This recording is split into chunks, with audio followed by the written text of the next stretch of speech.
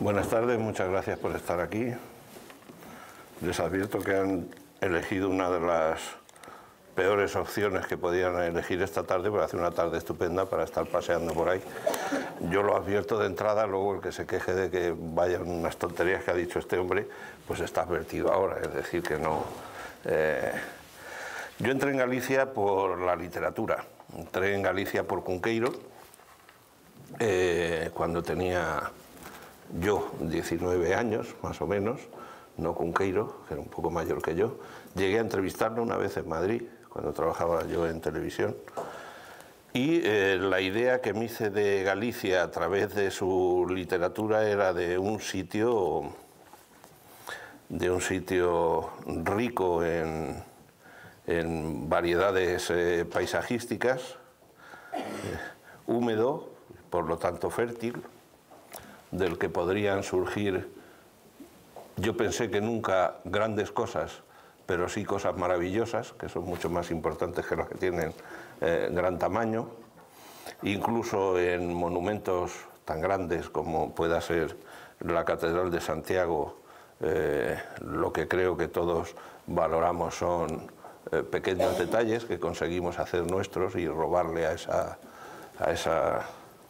artesanía de piedra labrada tan impresionante. Y mi primer acercamiento físico a Galicia, si no hubiese sido tan fuerte el amor que Cunqueiro me puso dentro sobre esta tierra, acerca de esta tierra, me hubiese decepcionado por completo solo por lo difícil que era llegar. Yo venía en un 5000 desde Madrid a rodar un partido del Celta de Vigo. O sea, mi primera visita a Galicia fue a Vigo. Viajé durante 84 horas, me dio a mí la impresión, serían 9, me imagino, o 8, pero Vigo no estaba en ningún sitio. Vigo me defraudó mucho porque al subir el primer monte, cuando estaba arriba dije, se verá Vigo, pero qué va, estaba yo todavía no sé en dónde, pero ni en Agudiña, o sea, estaba intentando acercarme a Vigo infructuosísimamente. Cuando llegué a Vigo, además, lo que hice fue ver un partido de fútbol que a mí me importaba un pimiento.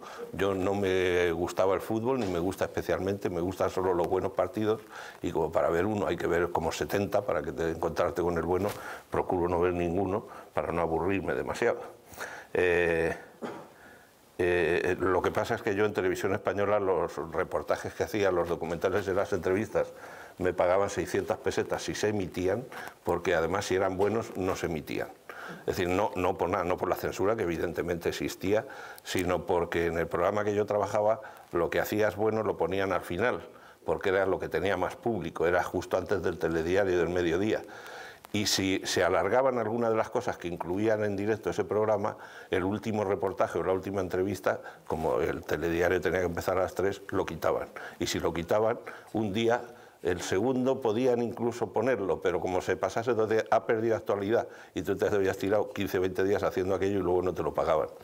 Y eran 600 pesetas, me acuerdo. Entonces me ofrecieron hacer partidos de fútbol a 1200 y dije, esto es un chollo, porque esto además lo ponen seguro. O sea, esto, aquí me puedo yo forrar y ganar hasta 4000 pesetas o 5000 al mes, o sea, 4800, y así empezó mi periplo por Galicia. Galicia, mi familia, en los inicios, no nos dio suerte, porque ya digo que para ganarme 1200 pesetas estuve viajando todo un día para acá, y luego, como tenían que emitirlo al día siguiente, una vez que terminaba el partido, no podías ni siquiera irte a la cama ni nada, sino con el material que habías rodado bajo el brazo, meterte en el 5000 otra vez y volver hasta Madrid viajando toda la noche. Mientras que revelaban el material, tú te duchabas y luego te ibas a televisión a montarlo y poder emitirlo a las 7 de la tarde.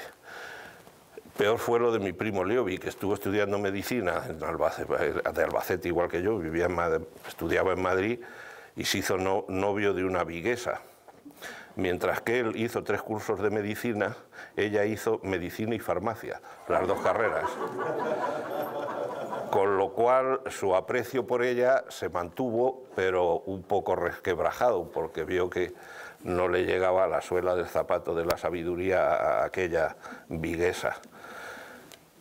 Un verano decidió venirse a Vigo, él en un 5000 y desde Albacete, no en un 5000, en un SEAT 600 y desde Albacete, a ver a la novia por sorpresa. Y al llegar a Vigo, no sé a qué parte de Vigo llegaría, se la encontró en la calle. Y ella al verlo se sorprendió y le dijo, ¿pero qué haces aquí? Y entonces ya viene el estilo indirecto, me lo contaba a mí. Dice, ¿qué hacía yo allí? Le dije, ¿qué hago yo aquí? Hacía. Y se metió en el coche, se volvió a Albacete y no volvió a verla. Se le debió mezclar todo lo de la carrera, el que hacía él aquí y tal. Espero que no esté en el auditorio esta persona. Y si está, que me lo cuente ella desde su punto de vista, porque no conozco solo conozco la de mi primo Leo Vigildo.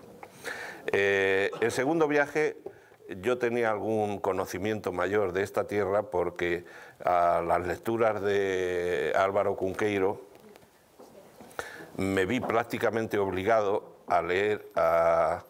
No es verdad, antes que Álvaro Cunqueiro, yo en Albacete, en la peluquería de Enrique, que mi hermano es pintor y mi hermano y yo íbamos a que nos cortase el pelo y siempre nos decía lo mismo, se lo decía a mi hermano, como era pintor, decía Abel, se llama Abel. Abel, que yo también soy un artista, porque yo con las tijeras te puedo dejar la cabeza hecha un Cristo. Y la verdad es que sí, lo quería, lo conseguía. Bueno, pues en esa peluquería había siempre una revista que se llamaba Semana, que se sigue llamando Semana, pero que en aquellas fechas tenía en una página, así en las pares, en una página par, una columna de Venceslao Fernández Flórez y en otra una de Pío Baroja, de las memorias de Baroja. Yo tengo que confesar, para ir confesando un poco mi talante en esto de las artes, que mis tres escritores de la península ibérica favoritos son tres periféricos. Uno es el citado Cunqueiro, otro es Pío Baroja vasco y otro es Josep Pla, el catalán. De los tres he aprendido lo poco que pueda saber, pero si no he aprendido más no es que ellos no enseñasen bien, sino que yo a lo mejor fui mal alumno. He leído todo lo que ha caído en mis manos de ellos prácticamente. Y en el caso concreto de Pío Baroja, lo que estaba escribiendo en esta página aquí, me acuerdo todavía de la columna, yo tendría entonces 10 años y me enteraría de la misa a la media, pero eran partes de sus memorias, de la última vuelta del camino, son 3 tomos así de gordos, una vez reunidos, y que yo he tenido y tengo del libro de cabecera porque lo abras por donde lo abras es un disfrute y un aprendizaje de un ser escéptico, malhumorado, lleno de pequeños rencores y seguidor de todas las pequeñas verdades que uno se va encontrando por el mundo y que le hacen ver que no existe ninguna gran verdad. Baroja me enseñó eso, lo mismo que Pla me enseñó otro poco de lo mismo y Cunqueiro también.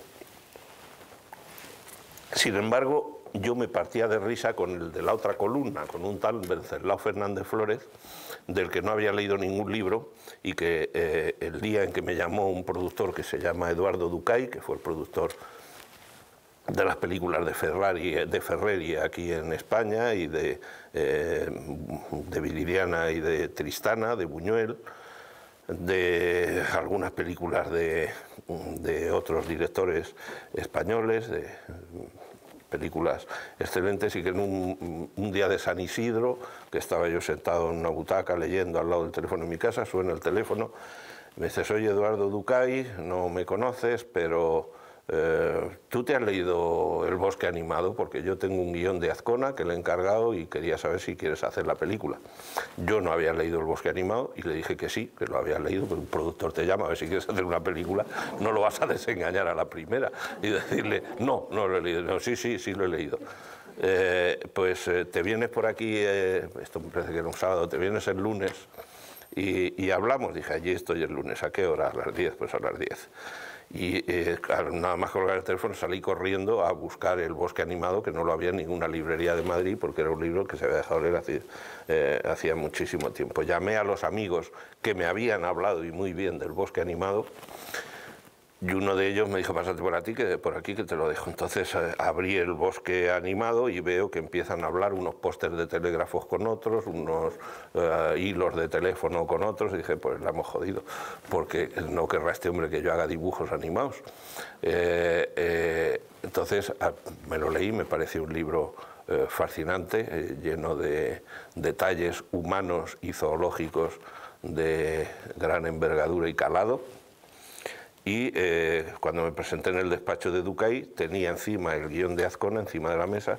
Él salió en un momento a hablar por teléfono, lo llamaba alguien, no sé quién, no quería que yo oyese la conversación, pero sí que aproveché para hacer un repaso, una ojeada rapidísima del guión, y vi que no había ni peces que hablasen, ni pájaros, ni... Y dije, bueno, pues Azcona, que es un hombre razonable, ha reducido esto a los personajes humanos, y ahora ya puedo hablar con más tranquilidad y alegría. Me llevé el guión, me pareció maravilloso, y me dio 4 o 5 días para contestarle Ducay, y yo le contesté al día siguiente. Le dije, mira, Eduardo, sé que es mala táctica esta mía de llamarte con tanta precipitación porque me vas a bajar el sueldo al demostrar tanto interés, pero me ha gustado muchísimo el guión y me gustaría mucho hacerlo. Ducay, como prudente productor, me dijo, pues ahora yo me tengo que ver las películas que tú has hecho para ver si a mí me gustan, y entonces ya te lo encargo en firme. Digo, coño, pues ahora sí que la he hecho yo buena, encima precipitándome diciendo que el guión es maravilloso. Le tenía que haber puesto alguna pega, por si él le pone alguna a mis películas. Entonces llamé a Televisión para que viese la adaptación del Túnel de Sábato, que había hecho yo, una película de 1 hora. Puse a su disposición también otra película de televisión que se llama Mala Racha, película de 1 hora y media, que algunos dicen que es lo mejor que yo he hecho y que no se ha visto prácticamente. Una historia, una tragedia terrible, protagonizada por Sancho Gracia, un Sancho Gracia deteriorado, boxeador cuya carrera ha terminado ya, y amante de Terele Pávez. En fin, unos muñecos rotos, se podría decir, que se unen en el comienzo del ocaso de sus vidas y que viven una historia nada agradable.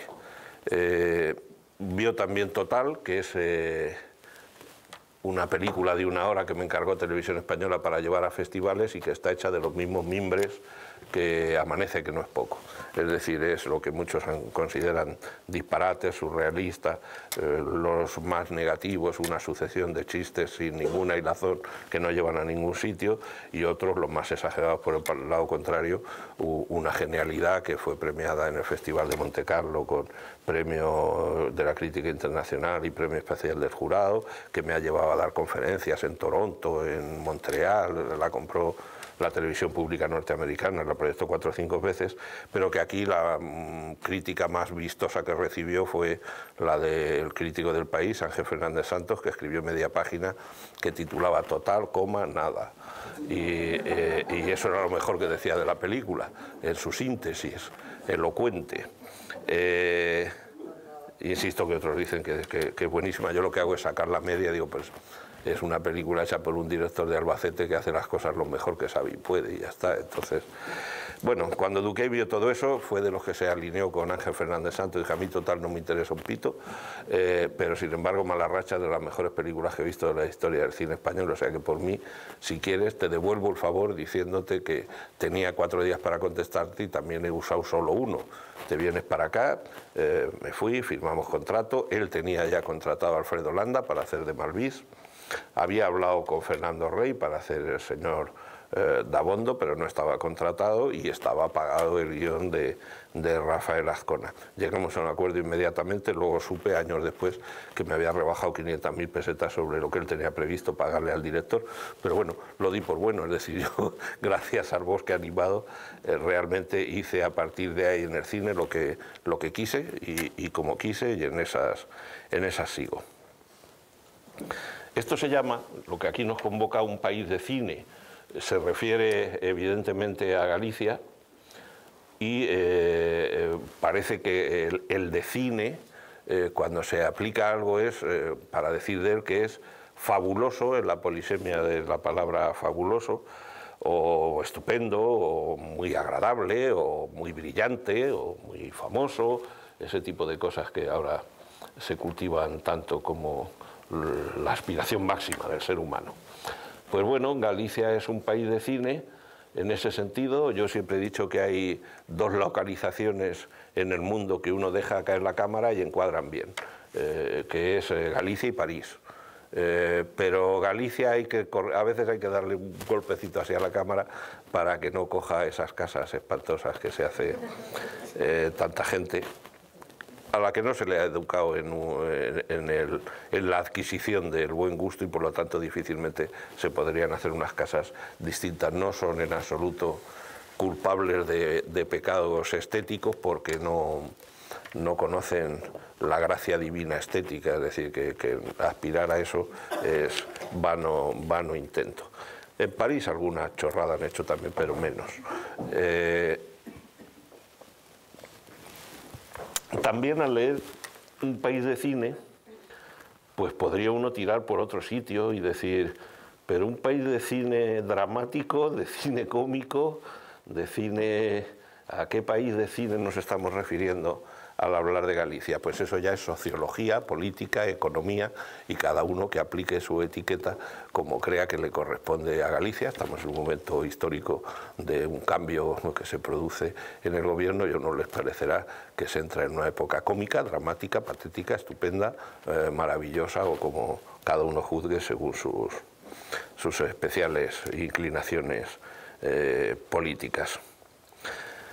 Yo me lo he encontrado como país de cine para hacer, en primer lugar, que ya he empezado a hablar de ello, el Bosque Animado. El Bosque Animado se localicé, como era obligatorio en un primer momento, en Cecebre, en la Fraga de Cecebre. La Fraga de Cecebre ya había sufrido los beneficios de la civilización, es decir, la atravesaba una autopista que hacía inviable el que allí se pudiesen hacer planos generales mostrando aquello como Fraga. En sustitución de la de Cecebre, la persona que nos ayudaba a localizar, porque no conocíamos Galicia tan bien como él, que es un director de teatro, de cine, había hecho un cortometraje, la que nos guió nos llevó a la Fraga de Leume, ya que ella tenía otro problema. Cuando uno localiza para hacer películas tiene que tener en cuenta que se mueve un equipo de unas 80 personas, que necesita alojamiento, que el material que hay que mover hace necesario el que por las carreteras puedan circular camiones grandes, eso que se llama el grupo, que es un grupo autógeno que nos da la electricidad suficiente para poder maquillar y tener luz y secadores para secar el pelo después de peinarlo y lavarlo. O la que es mucho más necesaria, que es la de todos los focos que hay que poner para rodar una película, aunque sea de día, pues la Fraga de Leume era imposible meter toda aquella tropa y todo aquel armamento. Terminamos localizando dentro de un pazo que hay en Sobrado dos Monses, cuyo dueño era un general de aviación retirado con una generosidad ejemplar, que nos cedió el que allí pudiésemos rodar todo lo que quisiésemos, y aquello solo tuvo un correctivo, que es que, contradiciendo lo que alguien afirma, y Dios le demandará por ello, bueno, y si no, pues la justicia humana, y si no tampoco, porque tampoco el sin diálogo le daré un par de bofetadas a alguien que anda diciendo que yo vengo aquí a llevarme las subvenciones y a robar lo que es de los gallegos cuando hago cine. A poco que se hubiese documentado sabrá que ninguna de mis películas ha tenido subvención gallega. La última ha tenido una inversión de una empresa mixta pública-privada de la Xunta y Caixa Galicia, que han invertido dinero y están recuperando, como cualquiera de los productores que hemos invertido dinero en la película. Pero lo que se llama una subvención a fondo perdido, que es lo que son las subvenciones, en la primera, el Bosque Animado se presentó para ver si le daba una subvención, y ni siquiera contestó la Xunta de entonces. La Lengua de las Mariposas no tuvo subvención tampoco, y esta tampoco, Los Girasoles Ciegos, tampoco ha tenido subvención. Pero precisamente por eso, esto lo cuento como anécdota para explicar cómo se rodó el Bosque Animado. El productor, al ver que venir a Galicia le iba a costar, salir de Madrid cuesta, pues encarece una película como poco en un 60%, hay que pagar hoteles, viajes, comidas, etcétera, etcétera, de todo un equipo de 80-90 personas, y eso encarece mucho la producción.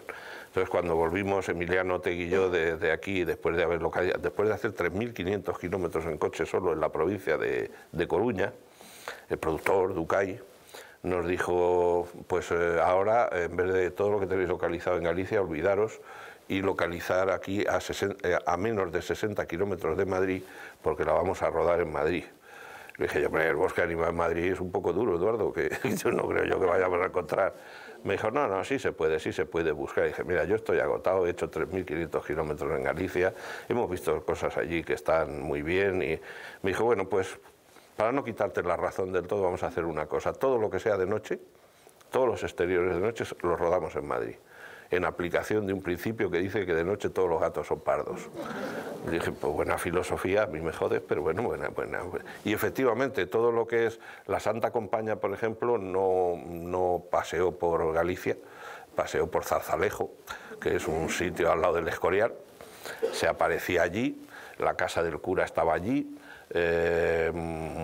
pues todo lo que era de noche, en la aplicación de que los gatos pardos son igual de día que de noche de pardos, se rodó en Madrid, por donde está la silla de Felipe II, allí cerca del Escorial. Yo en ese rodaje aprendí mucho de cine, gracias al productor y a los compañeros de rodaje, y bastante del ser humano. Aprendí de la bondad y de la generosidad de aquel hombre que nos dejaba su fraga con la ignorancia de los desastres que puede organizar un rodaje en cualquier sitio. No organizamos ninguno grave, esa es la verdad. Allí dentro de esa fraga estaban todas las corredoiras por las que Malvís atraca a aquel hombre, a Manolo Alessandre, muchas de las correrías de la película, parte de la cocina, por ejemplo, de la familia Dabondo está hecha en la cocina del Pazo, pero también parte de la casa de los Dabondo está hecha en una casa de Zarzalejo y en un decorado de un sitio que usamos mucho en Madrid cuando rodamos, que es una granja cisterciense del siglo XVI-XVII, que está vacía, abandonada, y que allí nosotros podemos montar decorados de época con relativa facilidad y no excesivamente caros, porque están más cerca de los 60 kilómetros que estipula el convenio, que a partir de ahí ya hay que cobrar dieta, mientras que a 60 kilómetros no se cobra dieta, con lo cual a los productores les gusta mucho rodar a menos de 60 kilómetros de Madrid. Lo que se perseguía con el bosque animado era darle marco físico a un microcosmos en el que de alguna manera están representadas todas las clases sociales gallegas del momento, desde los más ricos a los más pobres, dentro de un trato tierno entre las personas, entre los personajes. Ahí empieza de alguna manera, ya estaba en mala racha, pero lo que yo, puesto a definir mi cine, diría que son las líneas maestras, que es un acercamiento prudente a personajes heridos, sabiendo que la vida hiere y luego remata. Y que precisamente si nos considerásemos como personas, que cada uno en su fuero interno ha sido herido por la vida, probablemente nos acercásemos los unos a los otros con menos insolencia, con menos orgullo, con menos, sabiendo que aquí estamos 4 días, que mejor disfrutarlos que hacernos la puñeta los unos a los otros, y que todo lo que se pueda hacer para entendernos es mejor que todo lo que se haga para no entendernos. Corremos unos tiempos duros para el cine español, por 10.000 razones. No voy a meter hoy ese rollo, lo metí ayer, y por si alguien de los que está aquí estuvo ayer en Orense, va a decir, este sujeta que va dando el mismo rollo en todas partes, y luego los cobra a los dos. Hay veces que no cobro nada también, ¿eh? Aquí está uno pagado. Rafael Azcona, a quien tanto quise y tanto admiré, siempre que decías que te habían dado un premio o que ibas a una conferencia, decías, está dotado. Pues las veces que sí está dotado y veces que no. En el bosque animado, insisto, que aprendí de las personas y aprendí que hay una cosa que decía Gerard Depardieu, el actor, que decían que cómo interpretaba, bueno, empiezo antes, a Claude Chabrol, el director de cine francés, le decían que cómo dirigía a los actores, y decía, pues más del 50% es elegirlos bien.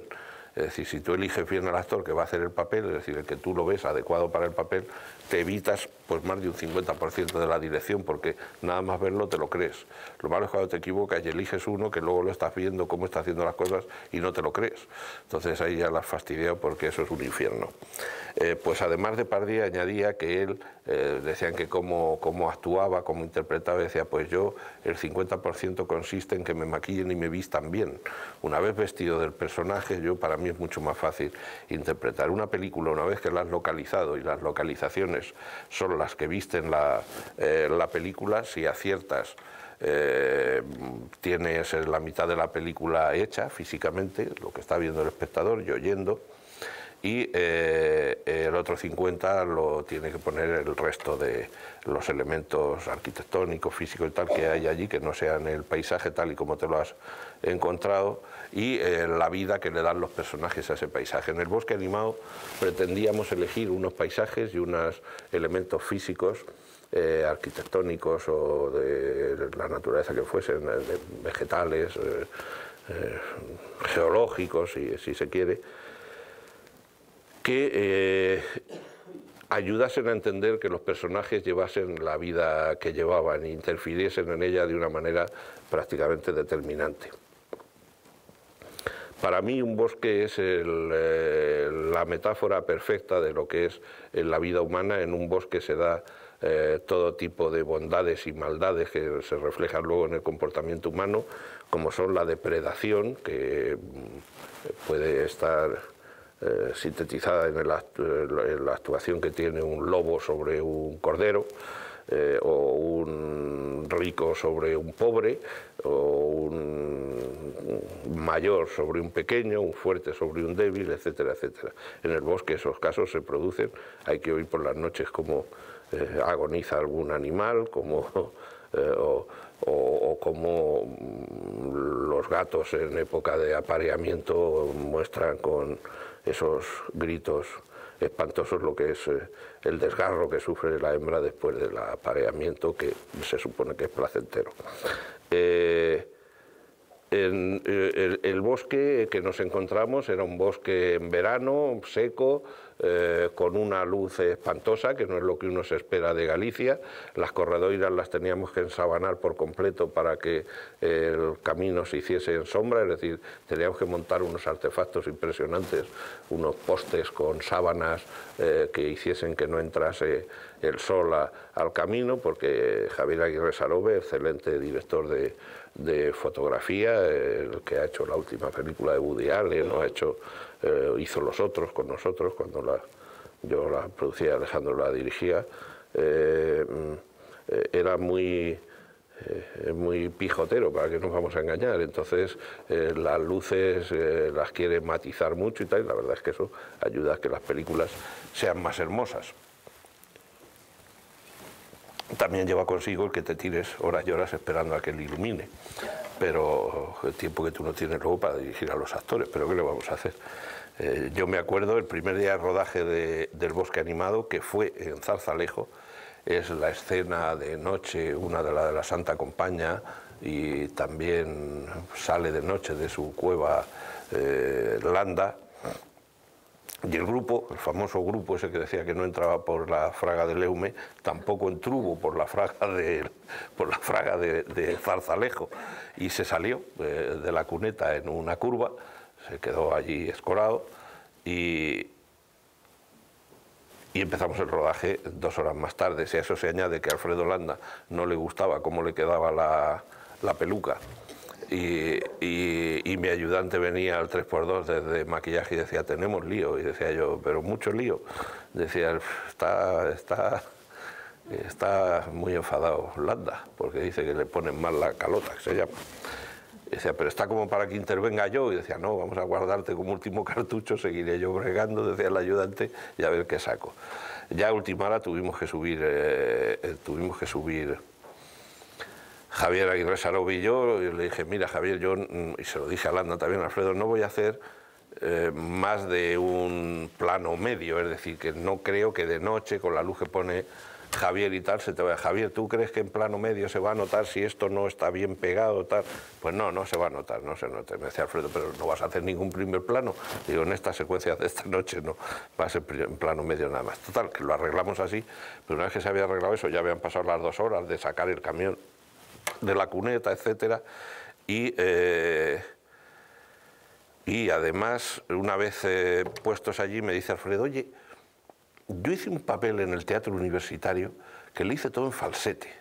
Dice, y era el descojón, se partía la gente de risa, era una cosa impresionante. ¿Me dejas que haga aquí el papel en falsete? Y dije, yo, ni de coña, o sea, ¿cómo vas a hacer el papel en falsete? Aquí esperan ver a Alfredo Landa. Dice, pero tú déjame que lo haga en falsete. Y yo, no, hago todo aquí, ya verás cómo... Que no, hombre, que no. Digo, échame la culpa a mí, que soy un cagueta, pero yo no quiero que hagas... Digo, me voy a jugar yo aquí la película para que tú hagas el personaje en falsete. Dice, bueno, voy a hacerte un ensayo en falsete y a ver qué opina el equipo. Yo, que no, pues, no vamos a hacer esto por asamblea. Entonces, tú déjame... No sé qué. Entonces el equipo empieza a decir, muy bien, Alfredito, joder, qué gracioso estás. Viene corriendo mi ayudante y dice, no le dejes que lo haga así, que es patético esto, tú, que hacemos aquí el ridículo todo. Y ya le dije, Alfredo, que no. Y al equipo, oye, todos tranquilos, estos los planos, voy a decidir yo cómo se hace, porque si tenemos que ponernos de acuerdo todos, a ver qué plano va y cómo hay que... Eso no puede ser.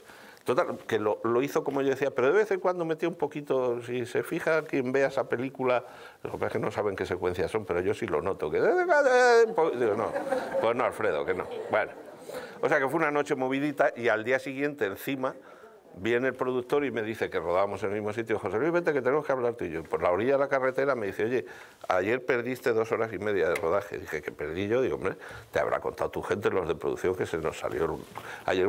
El resultado es que tú has perdido 2 horas de rodaje. Yo, no, los hemos perdido. Pues, no, tú has firmado un contrato que dice que esto lo ruedas en 6 semanas, me parece que era, y entonces si el primer día ya te pasas 2 horas y media, y así me tuvo un cuarto de hora, 20 minutos paseando. Dije, mira, Eduardo, 2 cosas.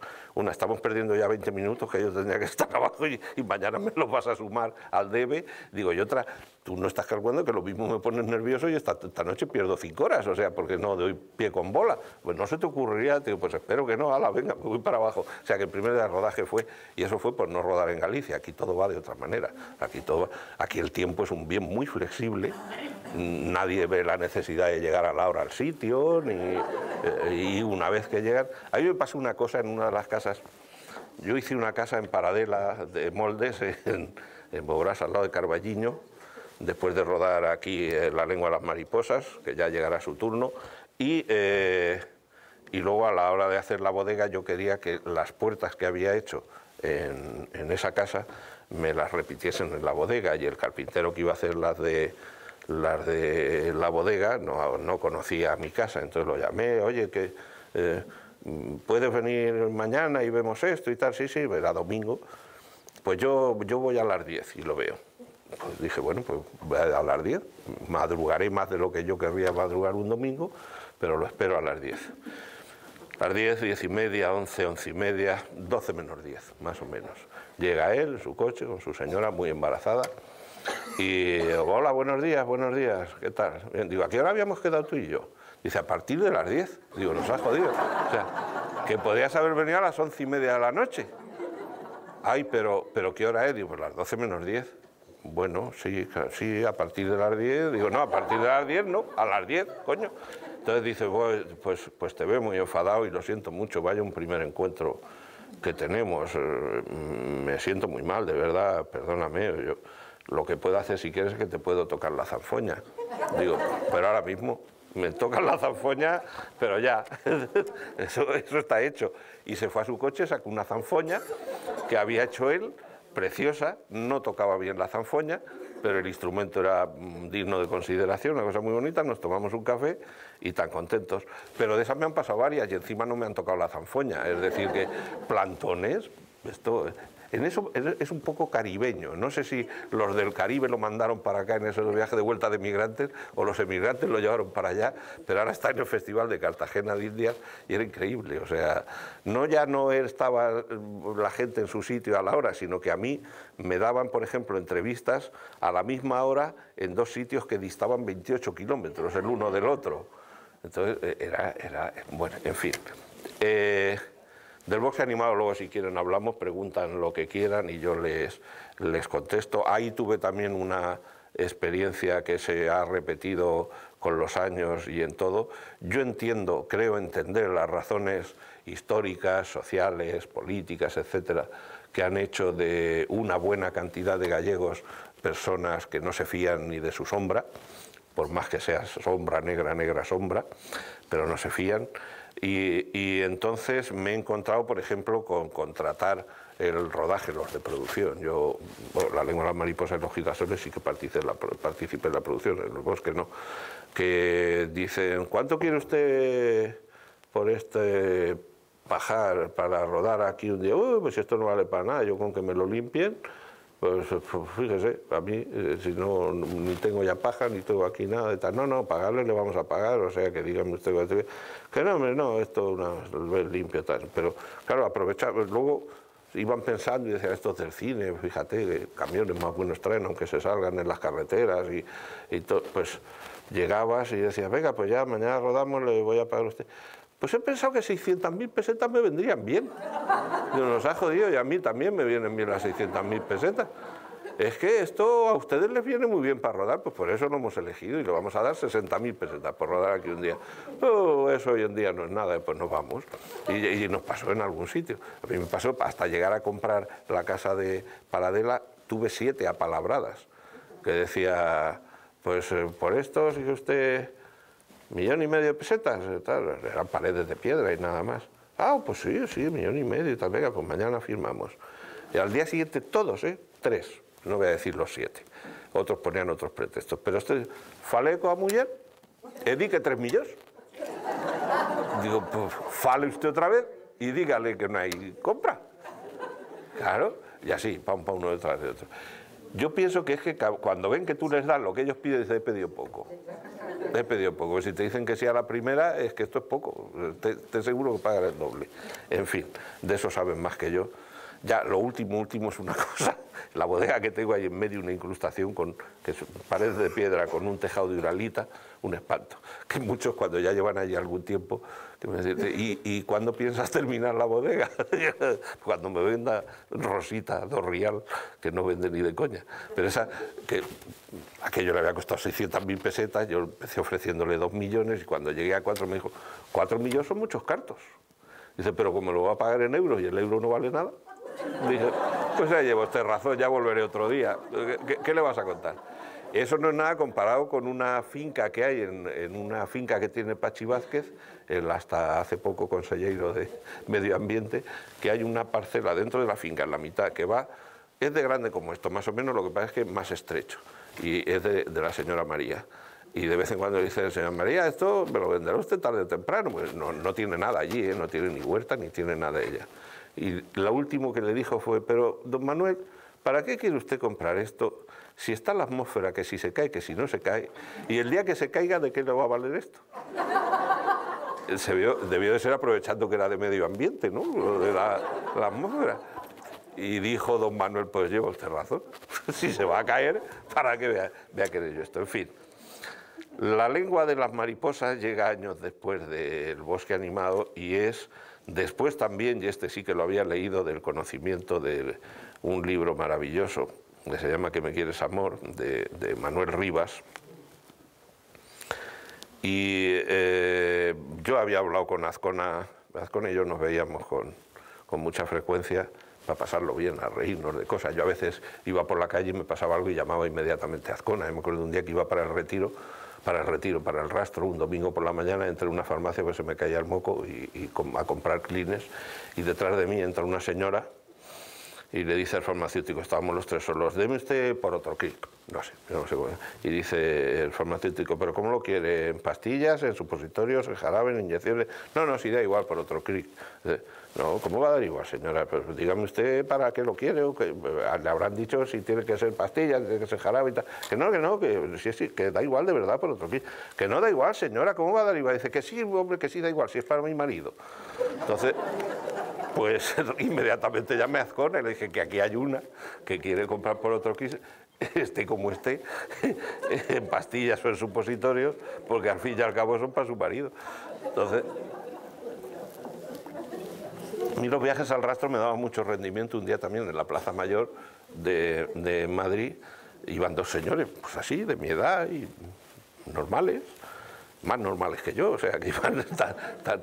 Y le iba diciendo uno al otro con absoluta seriedad, te voy a meter una pata en los cojones que te voy a arrancar la cabeza de cuajo. No sé si me explico. Digo, joder, que si se explica, se ha explicado divinamente. Se lo conté también a Azcona, que aquí hay uno que dice que no sabe si se explica haciendo una oferta de este calibre.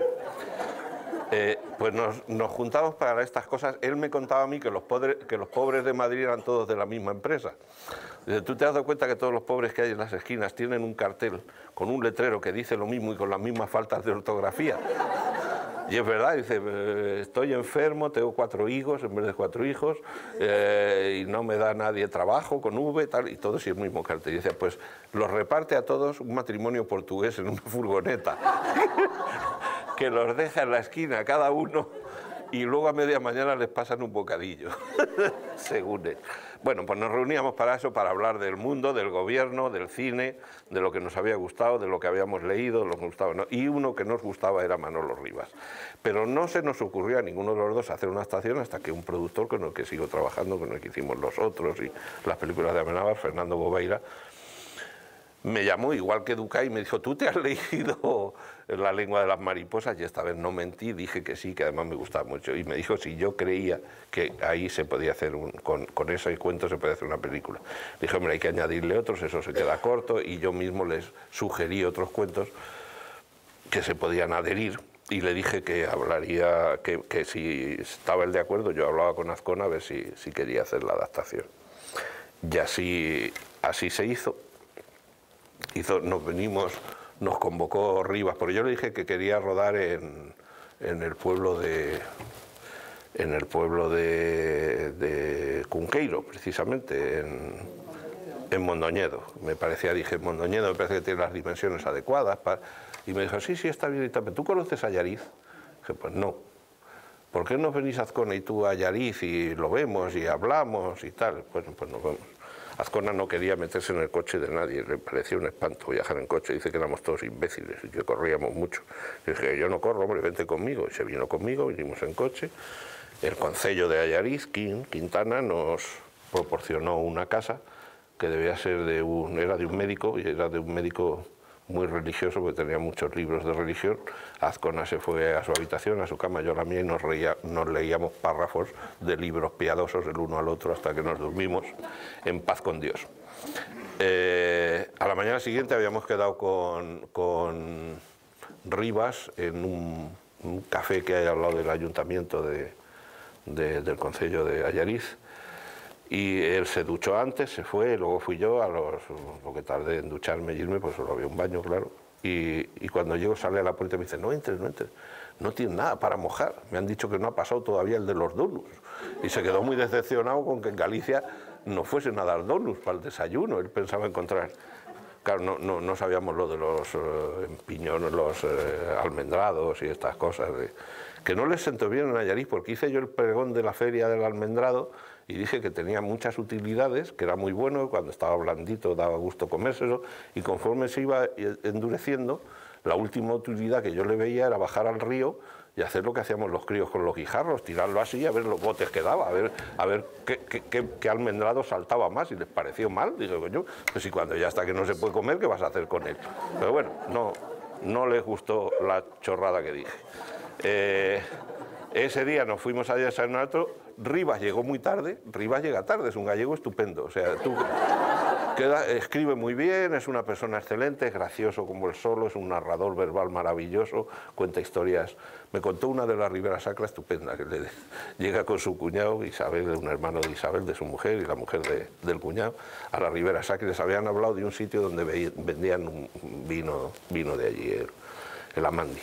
Y llegan al paisano, buenas tardes, pues hace muy bueno, pues se hace muy bueno, qué bien se está aquí en la puerta, se está muy bien, vaya una vista que tiene, es una vista preciosa, lo mismo tiene usted algo de vino, pues algo queda, y lo vende usted, pues si alguien lo quiere, sí, se le vende, sí. Y dice Manolo, y será caro, seguramente, caro no es, y le dice Manolo, hombre, además, mire usted, hace muy bien en venderlo caro. Usted sabe que este es el vino que se llevaban los emperadores a Roma. Y dice el vejete aquel, a Roma. De Vigo vienen a por él.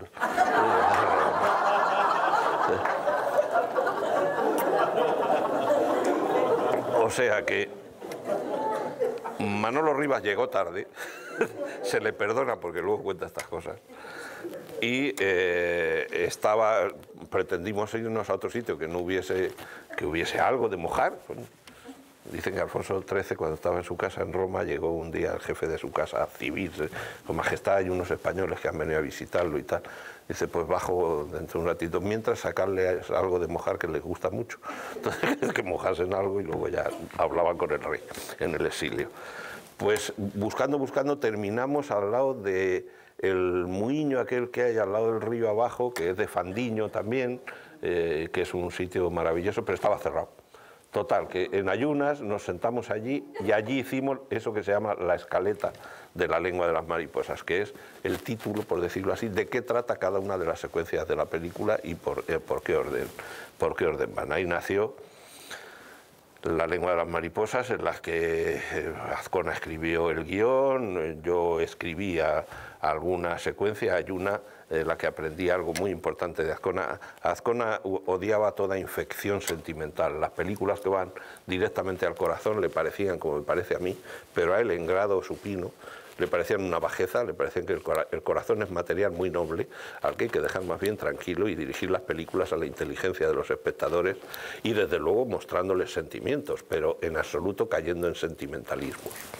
De tal manera que yo, que escribí las últimas secuencias del guión de La lengua de las mariposas, recuerdo que escribo la secuencia en la que llegan los republicanos a llamar a la puerta para ver si el sastre, el padre de familia, se une a ellos para echarle una mano al alcalde.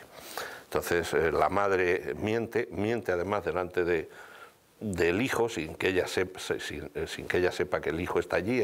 El niño ha bajado, está terminando La isla del tesoro, el libro que le ha prestado el maestro, y entonces baja a abrir la puerta, pero se le adelanta a la madre, la abre y oye toda la conversación en la que la madre niega que el padre esté allí. El niño desde su atalaya está viendo cómo la madre miente y cómo el padre, oyendo la conversación, se arruga, se acobarda y se sienta en la butaca, y los republicanos se van. El niño se sienta en la escalera a terminar el libro y la madre, escribo yo, cierra la puerta, apoya su espalda en ella y le resbala una lágrima por la mejilla. Y me dice, Azcón, no hay una mierda. Digo, pero hombre, ¿qué he hecho mal? Dice que eso de apoyar la espalda en la puerta y resbalarse una lágrima, eso solo lo hacía Virginia Mayo en los westerns.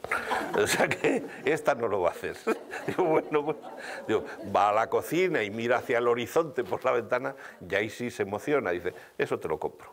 Eso sí, pero lo de la espalda, eso no lo ha hecho nunca ninguna mujer, apoyar la espalda en la puerta y que se le caiga una lágrima. Digo, bueno, yo no he visto a ninguna, por lo tanto, pues llevaba razón, lo tuve que aceptar. La lengua de las mariposas se rodó en Santiago, que pretendimos rodar al lado del río que estaba lleno de nenúfares y cosas maravillosas. No sé si eran nenúfares, pero son estas cosas que flotan blancas, unas flores enormes, preciosas, o que florecen los líquenes o lo que tengan, no lo sé. Empezó a llover, no pudimos rodar, nos tuvimos que ir a eso que se llama un cover set, y es donde rodamos la habitación de los niños, la primera secuencia, cuando el uno está hablando con el otro, todas las secuencias de los niños, de los dos hermanos en la cama. Y de ahí ya nos fuimos a Allariz, donde rodamos en Allariz, en Suqueira de Ambía y en Vilar de Flores. En Vilar de Flores es la llegada de la banda de música y todos a las fiestas del pueblo. En Suqueira de Ambía es donde rodamos todo lo del río que no rodamos en Santiago. Y en Allariz, pues todo lo que es la plaza del colegio, que era un banco, que habían cerrado una sucursal, debió de empezar la crisis por aquella época y fueron pioneros, calles de Allariz, y en Pontevedra la plaza y la secuencia final. Ahí aprendí yo lo duro que puede ser el paisaje urbano gallego, las aristas que crea la piedra, lo cálida que por otra parte es esa piedra cuando no es el granito gris ni el cursilón rosado que se pone también, sino que es el de nobleza, de oro apagadillo, esos ocres del granito que constituye la mayor parte de las casas de la arquitectura rural gallega o rural urbana gallega, que me sirvió en su momento para elegir Orense como paisaje urbano de los girasoles ciegos, donde necesitaba más de esa dureza, porque en la lengua todavía hay una mezcla, una transición entre el bosque y la ciudad. Es un núcleo urbano mucho más pequeño que el de los girasoles ciegos, donde todos se conocen y por lo tanto las posibilidades de goce que llevan a cabo aquel hombre que tiene ayuntamientos con Rosita, ya no me acuerdo cómo se llamaba, con aquella mujer en el pajar y con el perro por medio. Lo del perro está basado en la más estricta realidad, pero no lo cuento porque no fue anécdota mía, fue de un colaborador de la película que me contaba que con 17 años se fue a Río de Janeiro, lo mandó su padre como auxiliar de decoración, y lo que primero que hizo fue irse a un prostíbulo donde le ofrecieron la alternativa de si quería hacerlo con perro o sin perro, porque era una francesa la madama, y él dijo, ¿qué es más caro? Y le dijeron, con perro, y dijo, pues con perro. Entonces, de vez en cuando cuando encuentro con Madrid le digo, oye, ¿con perro o sin perro? Dice, con perro. Pues eso, pues con perro es lo de la lengua de las mariposas. La lengua de las mariposas es la unión de tres cuentos que creo que tienen una ligazón fácil y que en los ámbitos tanto urbanos como campestres en los que rodamos encontraba fácil acomodo la historia. Como anécdotas diré eso, que siempre han hablado del mal humor de Fernando Fernán Gómez. Allí hubo una ocasión en la que lo manifestó en todo su esplendor, y es en la fiesta de exaltación de la República, que se hace al otro lado de un río. Él tenía vértigo, eso era verdad, y por ejemplo en Santiago de Compostela, que empezamos a rodar esa secuencia y empezó a llover y lo tuvimos que dejar, en uno de esos puentes que hacen en Galicia, que son solo piedra y no tienen barandilla, o sea, solo piedras de este tamaño. En Galicia, por ahorrar, no sabéis lo que hacer, ¿eh? Es una cosa. La lengua galega en concreto es una lengua totalmente ahorrativa, es decir, mientras que cualquiera de las palabras que nace del latín, como mater, nace mère en francés, mother en inglés, madre o como sea en italiano, pero es muy parecido. Y aquí, nai, échale tú. Os habéis comido 6 o 7 letras, una cosa. O lo de abuelo, pues abó, eso ya lo dejáis, es como abreviaturas todo. Pues en los puentes lo mínimo, unas piedras para cruzar y que no haya. Bueno, pues allí me acuerdo que tuvimos que formar, porque no había tanta profundidad en el río, formamos una cadena, todos con un palo al hombro, y él fue pasando así, agarrándose con los ojos cerrados para poder cruzar. Bueno, pues en Xunqueira de Ambía dijimos que lo pasasen en un jeep, que lo dejasen en la otra orilla y ya está. Entonces pasa el jeep con él dentro y le dicen, Fernando, ya puedes bajar aquí, apoyas ahí en esa piedra y dijo, esa piedra está mojada, pasa el agua por encima de ella y la hace resbaladiza. Entonces yo ahí no piso. No, no, mira, si yo pongo el pie, dice, tú sí, pero yo no. Dice, bueno, pues espera un momento. Entonces traen una manta, se la ponen a la piedra, dice, la manta acaba de empaparse de agua y está resbaladiza. Yo ahí no pongo el pie que me caigo. Dice, no, Fernando, si ahora yo... que no pongo el pie, digo, y hago yo la vuelta para atrás. Entonces el coche, con el medio en coche, se atranca en medio del río y empieza él con la garrote ahí. Me voy a Madrid a hablar con mi abogado, a mí me habían dicho que era una película con niños y un maestro y esto es un safari, yo aquí no ruedo, todo rodeado de víboras, que estoy... Venga, sacarlo de ahí y llevarlo arriba. Entonces lo dejo que descanse allí un ratito y luego subo a hablar con él. Digo, Fernando, y me dice, espera, ¿tú has visto lo desagradable que puedo ser? Digo, no, pues si es que es verdad, si resbalas ahí y te caes, es peor para todos, no ya por ti, que también, pues si no, pues nos jode la película. Es decir, que llevabas toda la razón.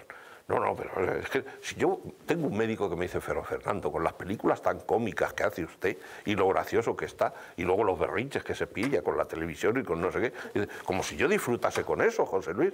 Digo, no, pero si no es eso lo malo es que esto tú nos adviertes que te vas a pillar este cabreo, lo rodamos ahí cuando estás así con el garrote y luego te doblas y dices, nunca hubiese atravesado este río si no fuese en un jeep. Y nos sacamos una pasta a la Land Rover. Pues es verdad, joder, pues eso.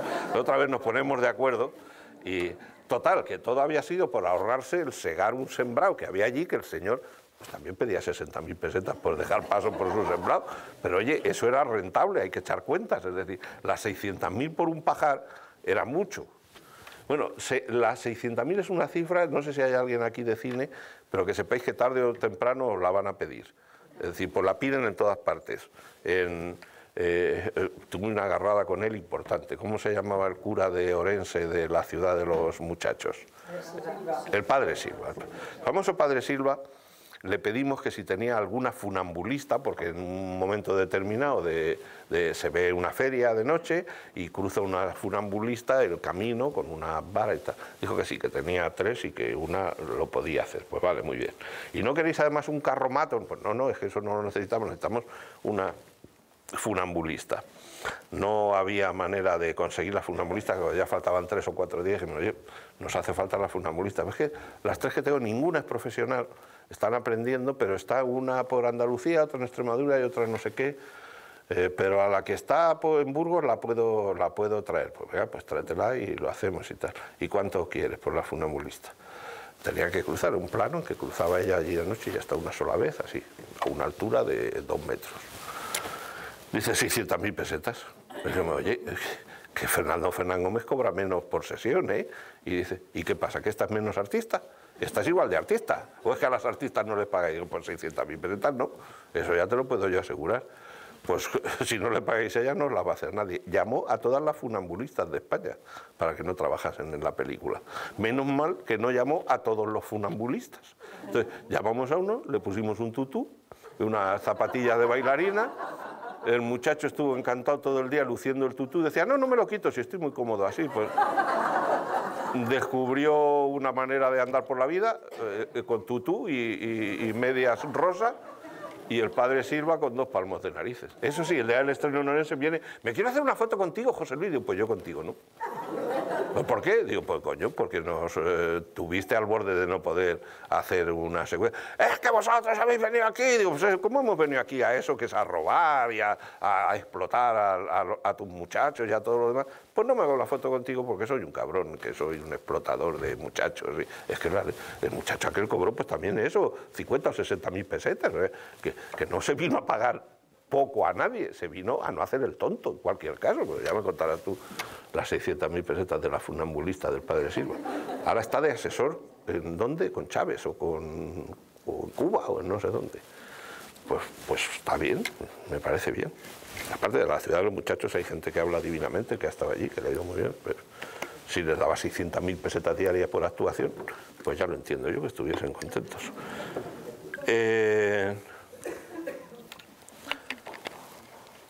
Allariz fue un lugar de acogida para nosotros excelente. Se portaron muy bien, no hicieron ningún exceso, pero nos dieron una oficina para producción, un sitio para vestuario y maquillaje, etcétera, y el pueblo se portó muy bien para que que quien esté pensando a estas alturas que yo le pongo pegas a O Noble Pueblo Galego, no es verdad. Por ejemplo, rodando Amanece, que no es poco, en Albacete, en mi tierra, en Molinicos, en un pueblo, a media tarde, la Guardia Civil paró a un señor que iba con una escopeta del 12, una sarasqueta probablemente, con esos de cartuchos así de gordos. ¿Dónde va usted con esto? Y dice, a pegarle un tiro a los del cine que me tienen hasta los huevos.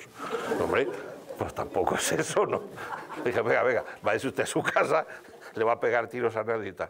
Bueno, pues me voy, pero yo les pegaría un tiro. Es decir, sí, pero no se lo pegue, venga, váyase y ya está. O sea que pues, hemos sido recibidos de todas maneras. Aquel hombre, también el cura del pueblo, porque no le alquilamos un sitio que él quería que le alquilásemos, a las 7 de la tarde nos ponía el Santo Rosario por la megafonía, con lo cual no podíamos grabar. Sí.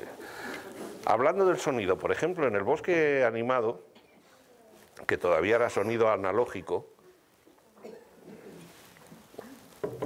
lo digo por los que coman palomitas en el cine, que a los que hacemos las películas nos jode un poquito, porque hacer una banda sonora lleva, por ejemplo, en el caso de la lengua del Bosque Animado, hacer 20 bandas. Es decir, nada de lo que se ve y se oye en una película se ve y se oye si que el director diga que quiera que se vea y se oiga, o se calle y no diga nada cuando ve que alguien del equipo, algún director, algún jefe de equipo, de sonido en concreto, ha metido algo en el montaje para que se oiga, y entonces si te parece bien, pues te callas y ya está. Y si no, dice, pues quítame eso, ponme eso, en vez de eso. Yo tengo fama entre los montadores de sonido de saber mucho de pájaros. La verdad es que muchos me los invento y yo no sé si son propios del sitio o no, pero yo no me callo y digo, pues ahí pon un cárabo, aquí pon un no sé qué, pues búho por allí, aquí contesta un no sé cuántos.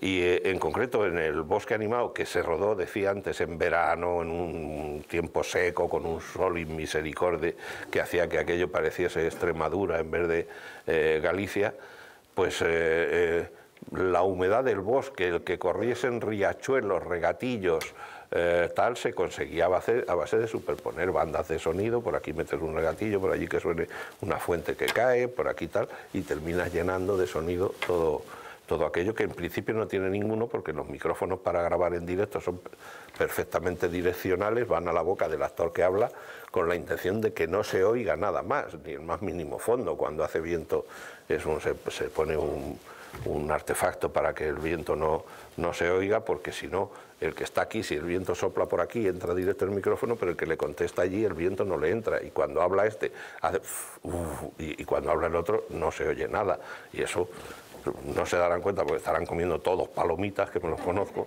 pero eso fastidia. La elección de determinados decorados como bosques o como ciudades, es decir, las ciudades pues tienes que parar el tráfico muchas veces en sitios y también evitar, no puedes rodar, hay calles donde no puedes rodar porque no puedes evitar los ruidos de fondo. En los Girasoles Ciegos en Orense pues de vez en cuando se planteaban problemas porque los coches y cómo suenan los coches de hoy no tienen nada que ver con los coches de los años 40. En Los Girasoles Ciegos, que transcurre en Madrid, la historia fue muy parecida. Me llamó también un productor a ver si yo veía una adaptación posible de ese libro. Es una adaptación mucho más difícil que la de La lengua de las mariposas. Según algunos es una adaptación mucho menos conseguida que la de La lengua de las mariposas. Y eso, algunos de los problemas que le ponen a la película, a la adaptación, yo lo asumí desde el principio, Rafael también, pero al fin y al cabo la iba a dirigir yo. Y a mí no me importaba que, por ejemplo, la historia de los niños que se van hacia Portugal, que en el original en realidad se iban hacia Asturias, sea tan corta, porque a mí de esa historia lo que me interesa es cómo influye en la vida de la familia, cómo influye en concreto en la vida del padre, que en un momento determinado toma la decisión que toma por la acumulación de culpabilidad que va sufriendo en su interior. Entonces yo no quería contar la historia de estos chicos que se van, que en el libro es una historia estupenda y que yo podría hacer una película solo sobre esa historia, pero aquí me interesaba mucho más la historia del último cuento, porque me parece que es una historia que abarca más aspectos de la vida humana y de una familia en concreto que de alguna manera es el paradigma de lo que es el núcleo en el que se desarrollan nuestras vidas, en el núcleo fundamental en el que se desarrollan. Esta historia que transcurre en la esquina de la calle donde yo vivo en Madrid, en la novela, Me la traje aquí porque Madrid ya no se puede rodar nada de época, es decir, se han edificado. Lo del feísmo aquí es una tontería al lado del feísmo que se implantó en Madrid con la especulación y que seguirá ahí por siglos. El de aquí es más reformable. Entrarán leyes ahora progresistas que impidan que se hagan desmanes y que embellecerán mucho el campo y la ciudad. Los Girasoles se rodó fundamentalmente en Orense, los exteriores, es la capital.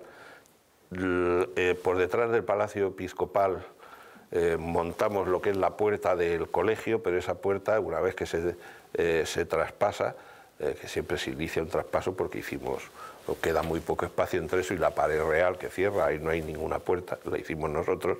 El acceso, una vez dentro, es el claustro de Montederramo, del monasterio de Montederramo, un patio renacentista precioso, que la mitad es privado y la mitad público, y en la mitad privada antes había una carbonería, la primera vez que yo lo visité. Luego se rodó en Leiro, todo lo que es la orilla del río, y lo que es el monasterio de San Clodio, que es el que hace de patio del seminario, que a su vez está unido en la ficción con la sacristía de la iglesia de Santo Domingo de Orense capital, donde figura que es el seminario, y la capilla del seminario es la iglesia de Santo Domingo. Le agradecí mucho siempre al episcopado que nos dejase esa capilla, el secretario episcopado influyó en que nos la dejase, y tanto el párroco como el coadjutor, sobre todo el coadjutor, que era un hombre joven y lleno de fortaleza, hicieron todo lo posible porque no rodásemos, manifestaron su desacuerdo con que rodásemos ahí dentro, cosa que yo puedo entender en la medida en que la iglesia no queda bien parada en la película, pero en realidad la iglesia podría guardar todas sus riquezas para sí misma si no estuviese forzosamente, por solicitud de la propia iglesia, en manos del Patrimonio Nacional, que es la que tiene que ser, que tiene que rehabilitar todo, pagar todo lo que se luce en las iglesias y correr con todos los gastos que se corren. Ya está, en esos momentos el Santísimo sale de la iglesia y aquello queda como un local con un retablo maravilloso, y allí rodamos. Insisto que se les agradeció muchísimo. Y luego otro sitio de rodaje fue a Perosa, donde rodamos todo, pues la muerte del chico, lo de la vaca, la casa, el bosque por la noche y todo eso. La elección de la ciudad de Orense en Galicia tienen la suerte de mantener todavía núcleos urbanos, la parte antigua en granito, que perdurará siempre, las calles igual, y eso da una aparente dureza que en Los Girasoles me venía muy bien. Yo no sé si ustedes han visto una película de Buñuel que se llama Él, que para mí es quizás su mejor película y una de las mejores de la historia del cine. Transcurre en México capital, DF, y el exterior es como las murallas de Ávila, es un edificio. Para que se hagan idea, allí dentro vive un señor muy católico, que es arquitecto, que empieza besando, está ayudando al cura, de párroco de su ciudad o de su barrio, en el lavapiés que hay el Jueves Santo o Viernes Santo, no me acuerdo, que hacen los obispos y los párrocos en las ciudades y tal. Es una persona muy católica, se termina casando con una chica estupenda, modesta, muy guapa, y para que se hagan idea de qué va la película en el fondo, la noche de bodas la pasan los dos en un tren, en una coche-cama, va apagada la luz, se supone que están consumando el acto marital, y de repente él enciende la luz, se incorpora así sobre ella, adquiere cierta distancia y le pregunta: ¿en quién estás pensando? Pues de eso va la película, de que no se fía de su mujer, aunque esté en pleno éxtasis con él.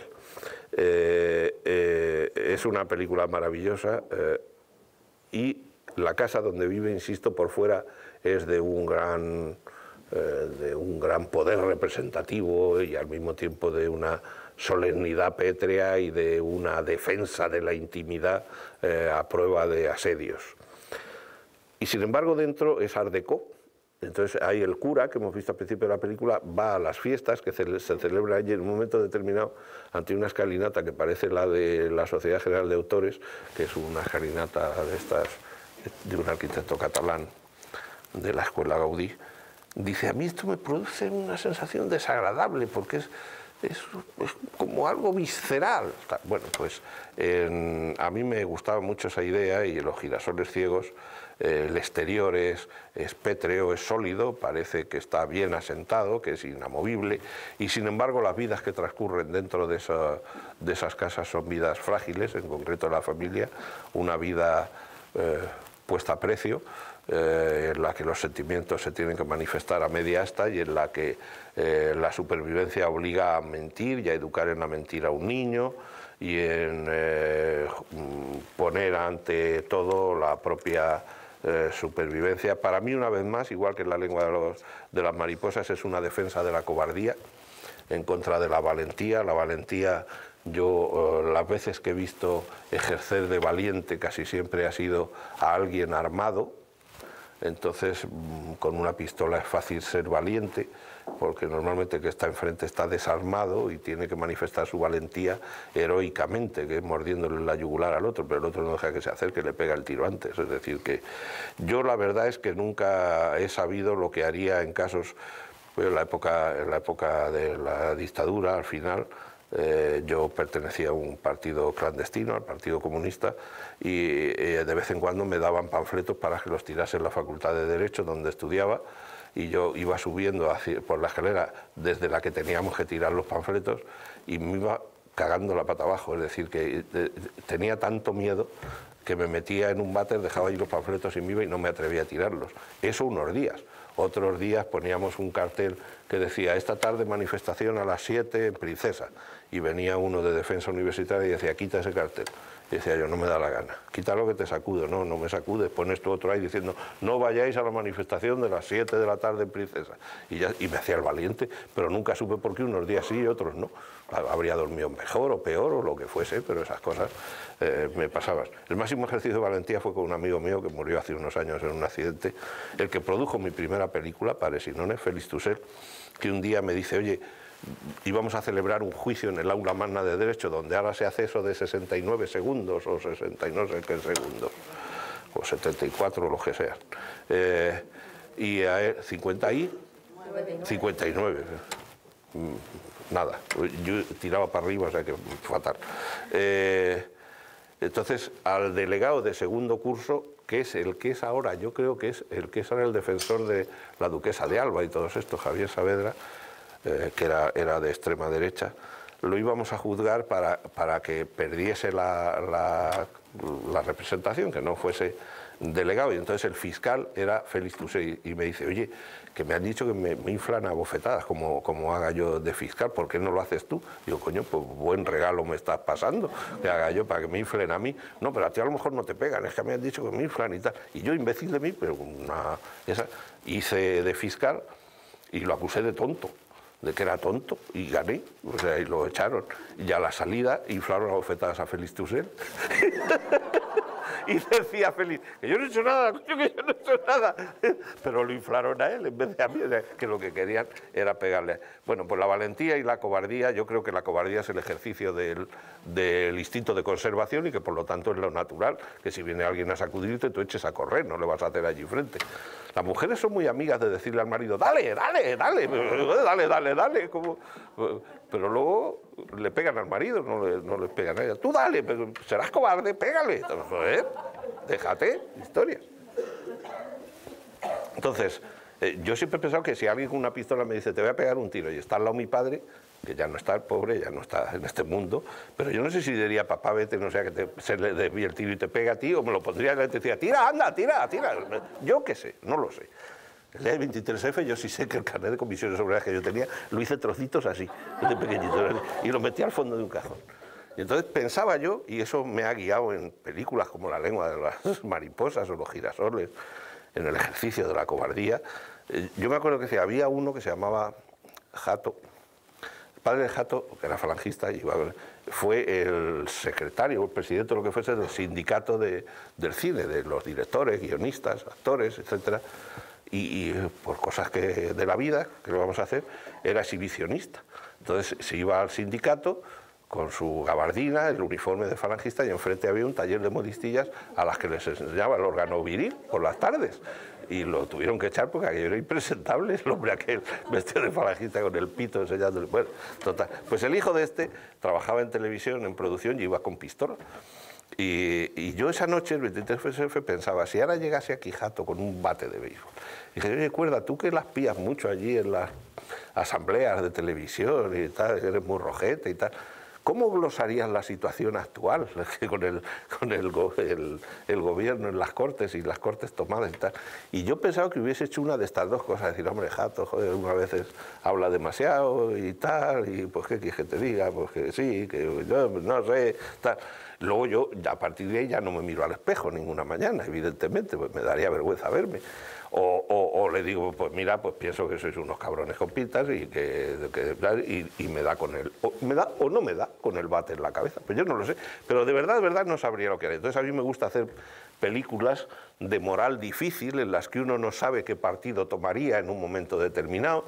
Tiene razones para tomar partido por una parte o razones para tomar partido por otra.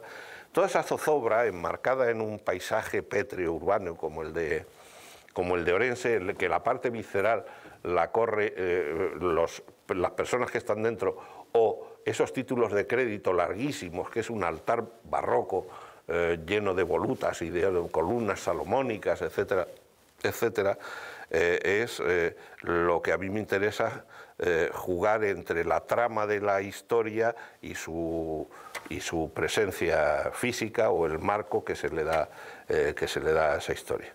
De La Perosa recordaré algo que por desgracia no está en la película ni puede estar, y es que la vaca que había por allí, que era una vaca enferma, coja, que el hombre, el dueño, cedió y cobró. El que se matase la mató un veterinario con todas las de la ley. Había allí 3 personas y tal, que luego aparece medio comida por unos pajarracos que no se dan en Galicia en ningún caso. O sea, para aumentar su capacidad metafórica, por decirlo así, pues son unos cóndores o una cosa de estas que hay en Sudamérica o donde los haya, pero desde luego en Galicia no los hay.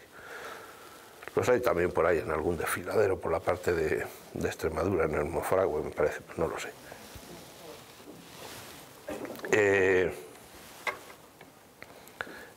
Hubo un momento en que de la vaca muerta hubo que sacarla de allí, no había manera de sacarla por el camino, ni cabía en un tractor y tal, y llevamos una grúa altísima que la ataron con los cables y tal, y la levantaron.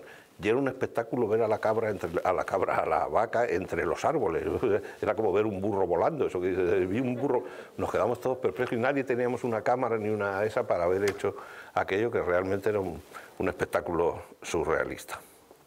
La última película, bueno, una película que yo rodé después de La lengua de las mariposas, es un cuento muy muy cortito de Rivas que se llama Primer amor y que ocupa página y media en ¿Qué me quieres, amor? Me parece que es, o no sé si Me quieres, amor, o Un millón de vacas esta, o cuántas vacas son, me pasa lo que con los segundos, el libro suyo. Bueno, el número de vacas que se supone que había en Galicia. Es un cuento que yo en un momento determinado le dije a Manolo Rivas, yo creo que ese es un cuento maravilloso, y me dijo, eso es lo mejor que yo he escrito, pero me lo ha dicho ya de 2 o 3 cosas, o sea que no es fiable en que sea lo... Pero es un cuento maravilloso, lo rodé en un pueblecito de Orense que se llama Cabanelas, donde se hace un buen vino tinto y que tiene un paisaje maravilloso. Es la historia de un niño de 14 años que ve que una niña a la que él le gustaba mucho ha vuelto, se había ido a Barcelona y ha vuelto, y la ve allí, y entonces está contado en primera persona por él, y dice, allí estaba, después de 3 años, tal, no sé qué, se acerca, hola, hola, entonces, ¿dónde has estado? Pues en Barcelona, ¿qué tal? Pues bien, y pues yo también aquí me voy a ir a Australia porque Toño se va a Australia con su padre, mira qué reloj me regaló, que lo trajo su padre en Navidad desde allí y tal. Hablan, y estuvo en Barcelona pues muy bien, y bueno, pero regular en realidad, y termina diciendo que ha tenido un niño. Y le dice, ¿quieres verlo? Y entonces el otro le da la mano y se mete a casa de ella a ver al niño. Hay un segundo cuento, que es la continuación de este, pero que está separado, en que el niño dice, tenía cara de rana y era feísimo. Es la niña que a él le gustaba, se ha ido a Barcelona, allí ha tenido su primer amor físico, no sabemos con quién, con el que ha tenido un niño, y no debe ser una historia muy buena cuando ha vuelto a su aldea. Por otra parte, es el primer amor de este chico, esa chica que ha vuelto de Barcelona con un niño que era feo como una rana. Es una historia preciosa realmente, y esas son mis 4 películas gallegas en este país de cine, donde espero hacer muchas películas todavía.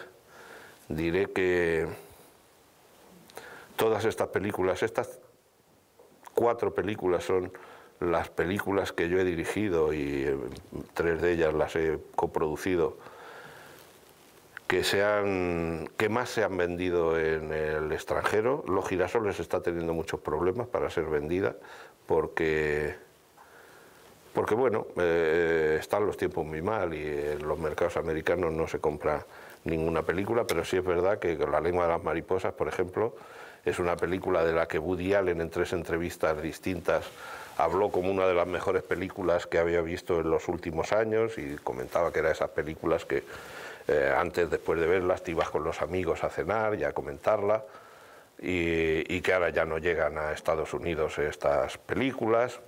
Y ahora se celebra en Sydney un día de estos, pero no se puede decir, por cierto, nada, no lo cuento. No, ¿hay algún periodista aquí? No lo contéis, por favor, porque es que se jode todo. O sea, voy a confiar y espero ser correspondido en esa confianza. Una vez al año se celebra un festival en Sydney de películas, no sé si europeas o españolas, en las que algún cineasta o alguien del cine muy conocido elige una película que según él debe de estar allí, y se proyecta en una sesión secreta en la que no se sabe qué película se va a ver. Este año era Woody Allen el que la elegía, y ha elegido La lengua de las mariposas. Pero si se sabe, deja de ser secreta el día de su proyección, y jodemos a los australianos que están esperando qué es lo que se dice en Vigo para ir o no al cine. Pero por favor, que el que más y el que menos tenéis familia en Sydney, en Madagascar y en todas partes. Entonces no la jodamos.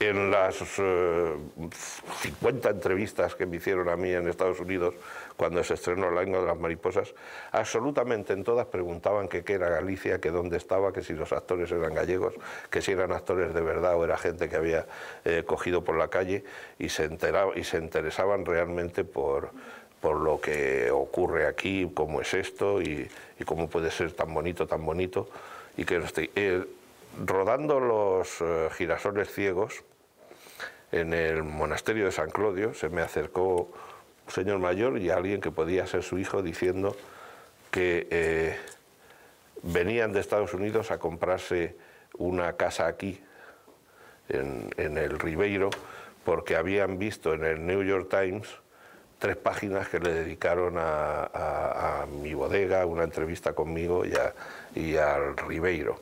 Y ahora se está haciendo una bodega allí que no sé si son estos, son unos americanos los que están haciendo, no sé, la han rehabilitado una casona y no sé si son ellos. ¿Qué quiero decir con esto? Que no me tires piedras ahora cuando termine, es decir, que algo de bien he hecho por esta nación. Decía Buñuel en el Palacio de los Duques de Noailles, me parece que era cuando puso, por primera vez estrenó allí La Edad de Oro, decía, bueno, yo al final de la película, que hay que ver la película, que es durita de ver, y en aquella época Dice, al final del periódico ustedes si quieren me pueden tirar tomates, pero que sepan que yo llevo piedras en los bolsillos. Bueno, pues no llevo piedras y les agradezco mucho la atención y hablen, pregunten ustedes o hagan lo que quieran o pateen o tiren algún tomate. Son buenísimos, pero en esta época tampoco andan tan bien.